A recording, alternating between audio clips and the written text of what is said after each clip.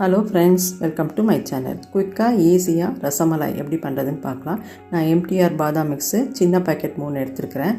ஒரு கப்பு பால் பவுடரு, அது கூட ஒரு கப்பு பால், இது எல்லாத்தையும் ஒன்றா கலந்துட்டு அது கூட 2 ஸ்பூனு கஸ்டர்ட் பவுடர், எந்த ஃப்ளேவர் வேணாலும் நீங்கள் எடுத்துக்கலாம். அதை கலந்து கொடுத்துட்டு அதுக்கப்புறமா ஸ்டவ்வில் வச்சு ஒரு 5 நிமிஷம் காய்ச்சினிங்கன்னா இந்த மாதிரி திக்கான பால் கிடைக்கும்.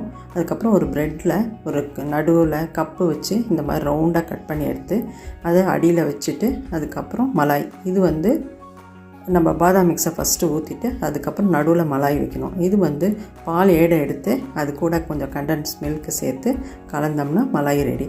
அது நடுவில் வச்சுட்டு அது மேலே இன்னொரு ப்ரெட் ஸ்லைஸை வச்சு அது மேலே இந்த கலந்து வச்ச பாதாம் மிக்ஸையும் நல்லா ஊற வச்சு எடுத்து சர்வ் பண்ணோம்னா சூப்பரான ரசமலாய் ரெடி. செஞ்சு பாருங்கள், சூப்பராக இருக்கும். தேங்க்ஸ்.